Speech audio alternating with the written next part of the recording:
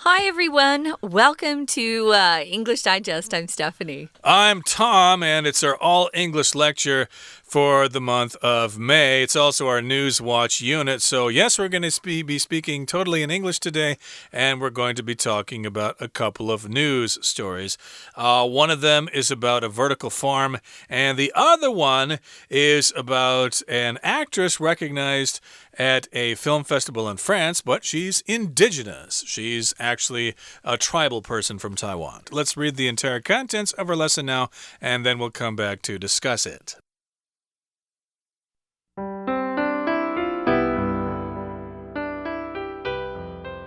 Taiwanese tech company helps develop Danish vertical farm. The Taiwanese tech company, Yes Health Group, has partnered with a Danish company to build an immense indoor vertical farm near Copenhagen, Denmark. The precisely regulated environment of the vertical farm will eventually yield about 1,000 tons of food each year. A conventional farm requires a great deal more land to produce an equivalent amount of food. This new farm also helps solve several problems that have negative effects on the environment. One has to do with consumer behavior and the demand for food. Shoppers often purchase food with little regard for what's grown locally or what's in season.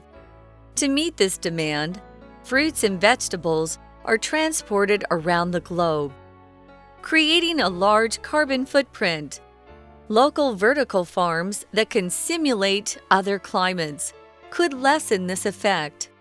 In addition to reducing the massive environmental costs of transportation and land use, Yes Health Group's farming technology permits a much more efficient use of water. The LED lights used in the Copenhagen vertical farm will even be run on wind power. It's hoped that this farm's success will lead to further expansion of the vertical farm model. Indigenous Taiwanese actress recognized at France's Mobile Film Festival. Since 2005, the Mobile Film Festival, started in France, has made it possible for filmmakers of all backgrounds to gain recognition for one-minute movies filmed on cell phones. In 2020, Limui Asian, a Taiwanese director, submitted a film called Not Your Tropical Girl, in which her young cousin, Kuyu Tuyo, raps against the backdrop of a mountain township in Hsinchu County. The cousins are both Atayal, and the film is intended to directly convey an indigenous female perspective in keeping with the festival's theme of women's empowerment and Limui's desire to challenge and criticize stereotypes of indigenous people. Limui was motivated in part by an event that took place in August 2020.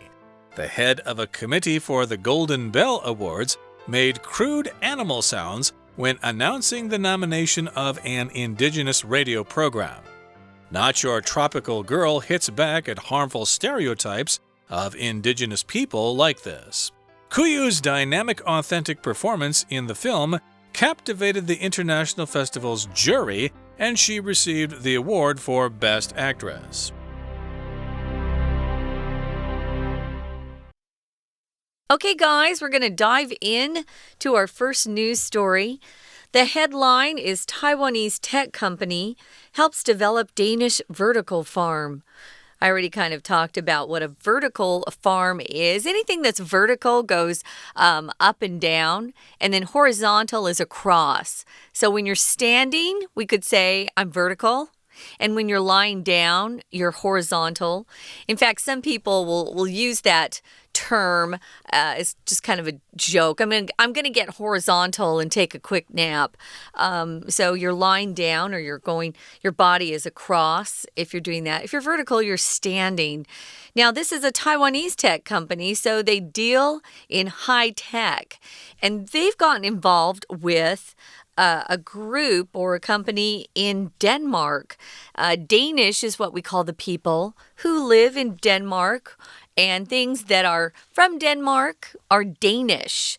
I wanted to mention sometimes this city, Copenhagen, is pronounced Copenhagen. You can do either one, but it's in Denmark. We're going to go there and talk about what they're doing. The Taiwanese tech company is actually named Yes Health Group. Let's see what they're doing. Right, so they're working together with a company in Denmark, and they're building an immense indoor vertical farm. I don't think the farm itself is indoors. I think the farm is outdoors, but then the actual farming takes place inside this structure. So, yes, it's a vertical farm in which the food is grown inside of it, and that's near Copenhagen, which, of course, is in the country of Denmark, right there next to Germany in Scandinavia. And the precisely regulated environment of the vertical farm will eventually yield about 1,000 tons of food each year. I don't know if that's a lot, but that sounds like it could feed quite a few people. It's precisely regulated. So here we've got the term to regulate, which means to control something. We often talk about various sectors of the economy. Are they regulated by the central government? Okay, I think back in the 80s or something, the airlines were regulated by the government in the United States, but then there was deregulation. The government said, you guys can control yourselves. We won't control you anymore. Another thing that's regulated that you'll often see in the news happens to be narcotics or those painkillers that people want to take and they get hooked on them. Opioids. Those are highly regulated drugs, especially here in Taiwan. So if you're trying to get a hold of some painkillers, you're going to have to go through a doctor and get a real prescription to regulate. Yeah, regulate also means just to keep things at a certain pace, you know. We have electricity that's regulated. So regulate could just mean to control or supervise something, but it also means to maintain some sort of rate or speed that something's operating at. You don't want to have water coming out too fast from your faucets. So the water, the rate and speed is regulated. So yeah, we need to regulate certain things in order to control them or supervise them. So this is a regulated environment, meaning they can control the environment where this vertical farm is growing food. It sounds like they can control maybe the temperature, maybe how much light it gets, things like that. Or the amount of water that the plants get, etc., Sure. etc. It's all controlled, so you could probably grow food year-round. And yes, it's going to produce or yield about 1,000 tons of food every year, annually. Now, a conventional farm requires a great deal more land to produce an equivalent amount of food. This is a conventional farm, a regular farm, a normal farm. You see those all over the world.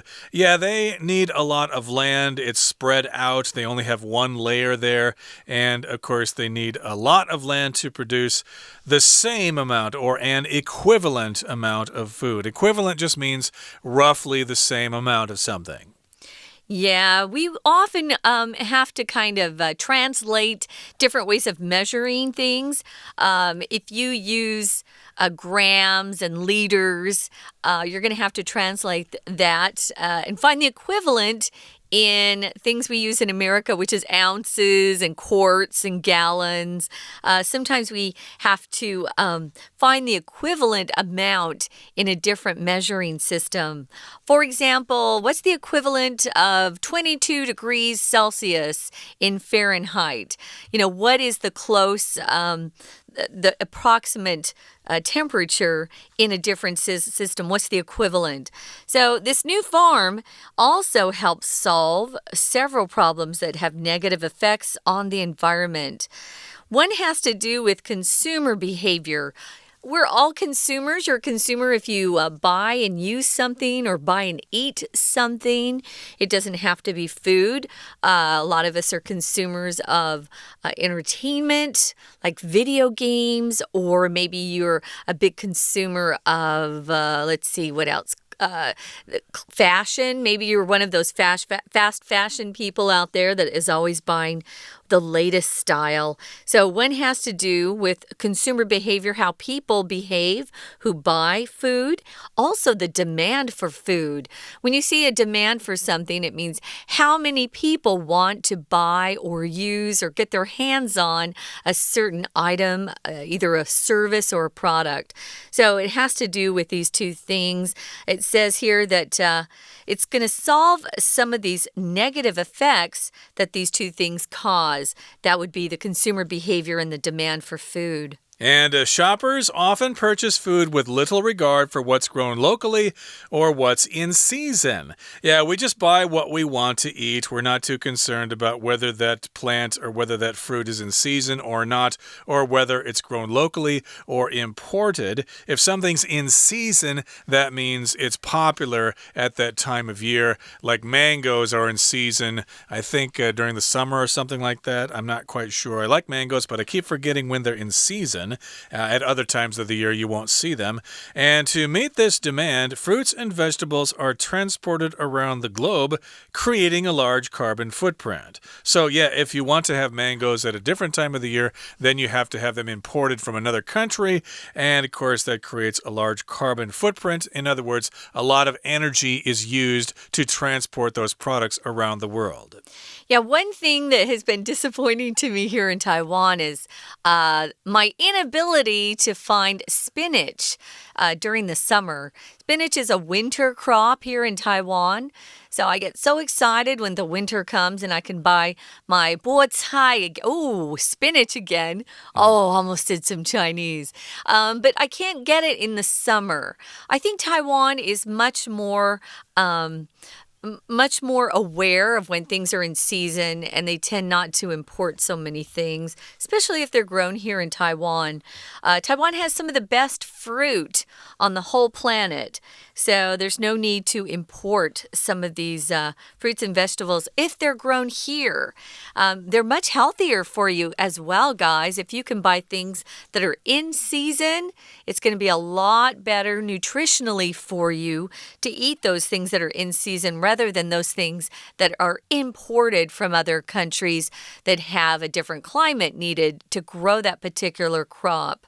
Okay, so the solution here is vertical farms. Local vertical farms that can simulate other climates could lessen this effect. So a vertical farm could grow your spinach in the, summer is it? Yeah, in the summer. And you could have a spinach year-round. Wouldn't that be great? It would not have to be imported from another country. And in addition to reducing the massive environmental costs of transportation and land use, Yes Health Group's farming technology permits a much more efficient use of water. Yes, water is a big problem all over the world, and it's a problem here in Taiwan. Of course, so we didn't get any typhoons last year, so we've got water shortages going on right now, folks. So these kinds of farms will help use water more efficiently. Okay, guys, moving on to the next paragraph. Local vertical farms that can simulate other climates could lessen this effect. So if you simulate something, it means you come up with something that's very close to something else. Kind of seems like the same thing, but it's not exactly to simulate. So it's to imitate the appearance or behavior or even character of something else. So they're trying to come up with other climates that are kind of similar to the ones that maybe we don't have here. So if you lessen something, you reduce the effect of it. So hopefully these local vertical farms can imitate or copy some other climates that will help with the demand that we're seeing from consumers. We can't always, import everything we want. Sometimes we have to limit ourselves to what's available locally. That's right. So again, this vertical farming technology will make water be used more efficiently. And also we've got LED lights here. They're used in Copenhagen vertical farms. And they will even be run on wind power. So yeah, LED lights don't use as much energy as conventional lights. So you could use solar power for that and wind power. It just says wind power here, not solar power. But it's hoped that this farm's success will lead to further expansion of the vertical vertical farm model. So let's see what happens in Denmark there and see if they can make lots of Danish pastries using those vertical farms. Okay, that brings us to the end of the first part of our lesson. Let's take a break now, but stay tuned. We'll be right back.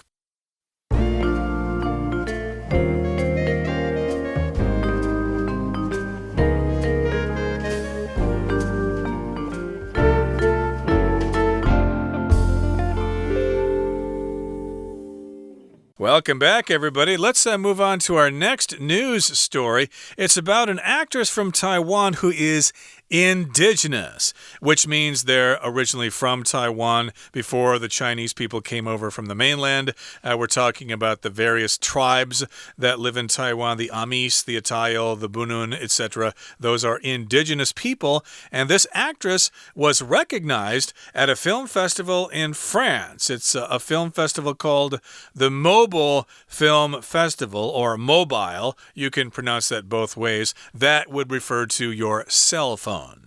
Now, I like to follow movies, but I had never heard of the Mobile Film Festival. So interesting. It happens in France, as you can see. And we are so excited to have a Taiwanese actress being recognized or given some recognition there. So it says here in the first paragraph, since 2005, the Mobile Film Festival, started in France, has made it possible for filmmakers of all backgrounds to gain recognition for 1-minute movies filmed on cell phones. That sounds more like a commercial or an ad. You know, an advertisement. Ads are usually 30 seconds to a minute long, but these are called 1-minute movies. Most people in the developed world, at least, developed countries, have a cell phone, have a smartphone. And usually your phones have a pretty good camera. My first smartphone, my camera wasn't so great, but this new smartphone that I got last year has a great camera. Although I don't want to make any movies myself. Have you ever used your camera as a video camera, Tom? Yeah, I've taken video clips before, but I don't really know how to edit them, even though my major in university was film production. That's when we used film and not video so much. But I think the process is probably the same. I'm just not familiar with the software. New software, yeah. Yeah, but I think it's probably pretty easy to figure out. I've just been doing other things with my life. But in any case here, yes, this is a festival.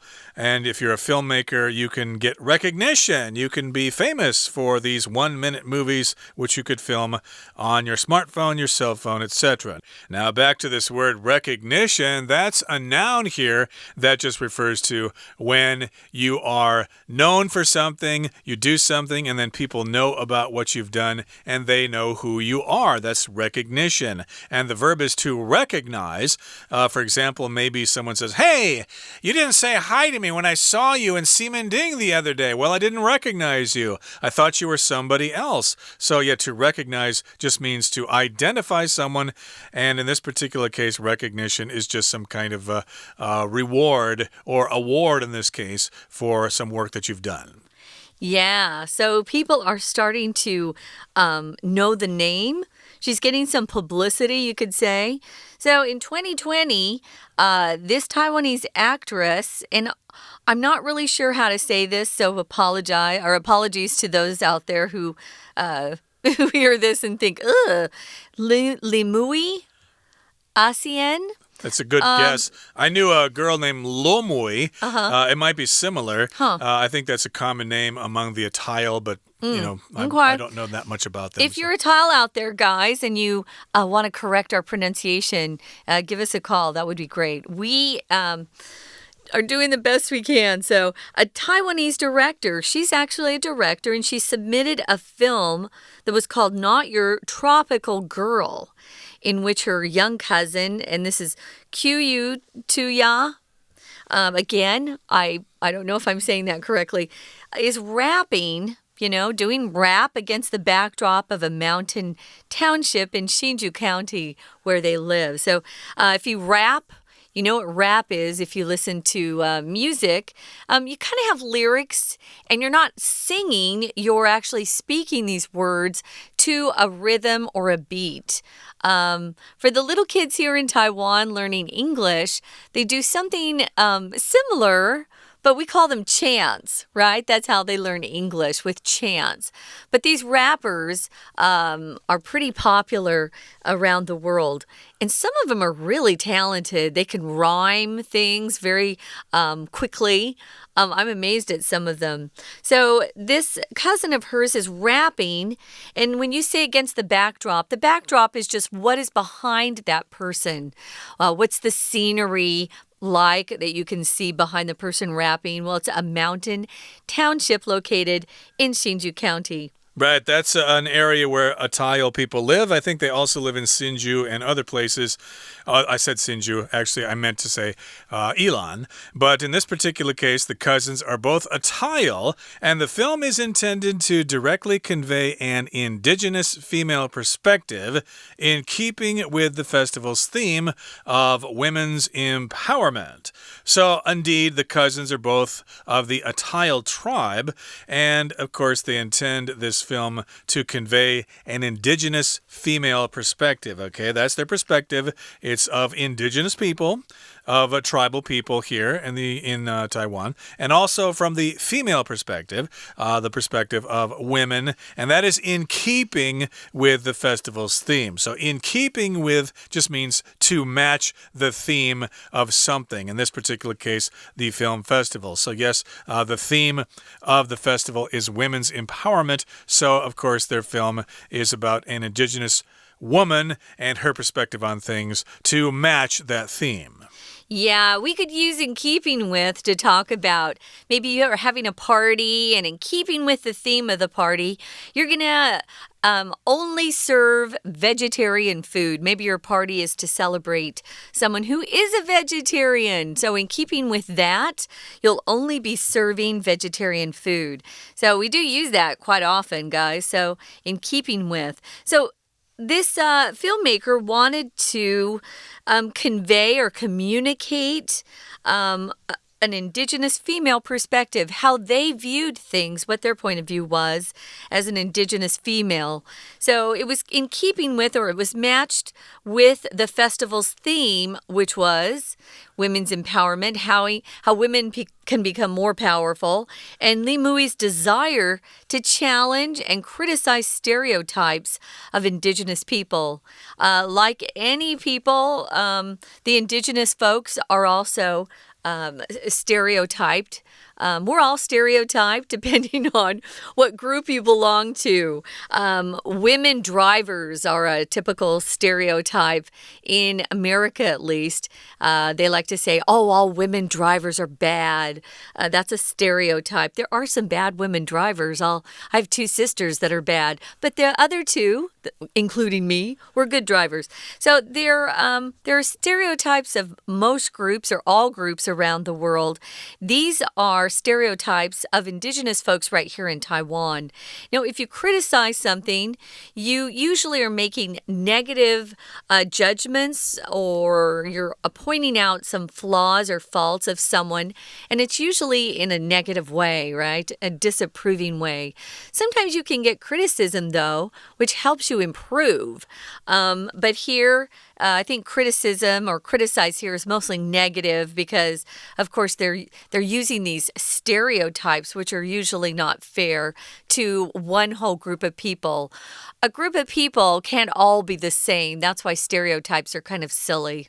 Yeah, and the stereotypes I've heard of indigenous people here in Taiwan are mostly that they are lazy and that they drink a lot. But of course, they have lots of other qualities that cannot be stereotyped. So that's the stereotype that she's trying to challenge there, among others. So yes, she wants to criticize those stereotypes of indigenous people. And Li Mui was motivated in part by an event that took place in August 2020. So this is where she got her motivation. To motivate, that's a verb. It's just something that makes you move forward, okay? What is your motivation? Why do you want to go to medical school? Well, my motivation is to help people. That's what I want to do. When I was a kid, a doctor saved my life, so I promised that I would grow up to be a doctor and save the lives of other people. That is my motivation.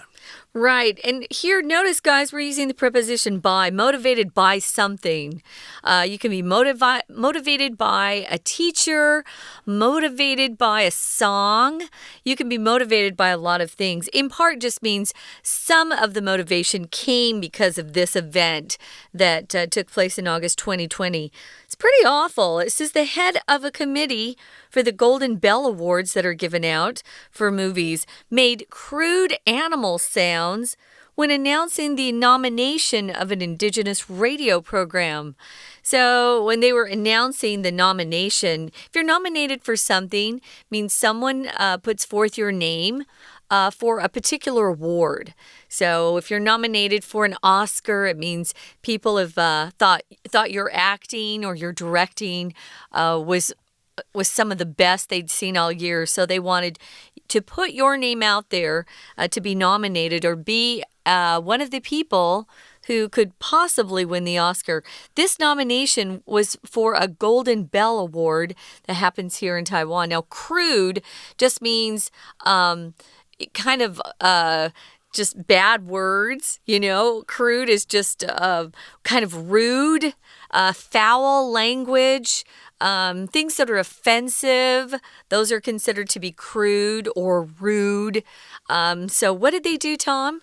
They made these animal sounds. They were mocking them as if to say that Aboriginal people live like animals or something like that. Terrible. And this happened when the nomination was announced. The nomination, of course, is when a name is suggested as a possible winner. Can you believe someone actually did that at an award event? I'm not surprised. That stuff goes on all the time. But in any case here, that's what she was trying to fight against. Good. So Not Your Tropical Girl hits back at harmful stereotypes of Indigenous people like this. Okay, so hopefully she's going to set some people straight on that and get rid of those stereotypes. And Kuyu's dynamic, authentic performance in the film captivated the International Festival's jury, and she received the award for Best Actress. Cool. Hey, good on her. Yeah. So if you're dynamic, that means you do lots of interesting things, not just one thing over and over. But hey, you're good at dancing, you're good at singing, acting, speaking, the whole bit. Yeah, dynamic would also, to me, mean a lot of energy goes into it. So there was probably a lot of energy as she performed her rap, and it captivated or caught everybody's attention. If you're captivated, you just don't want to look away. What you're watching is so fascinating and so interesting. So congratulations to Kuyu. She won the award for Best Actress in France's Mobile Film Festival, which is really a wonderful achievement. So congratulations. Right now, guys, I think we're out of time, Tom. We got to sign off here. We hope you'll join us again for more English Digest. I'm Stephanie. And I'm Tom. Goodbye. See ya.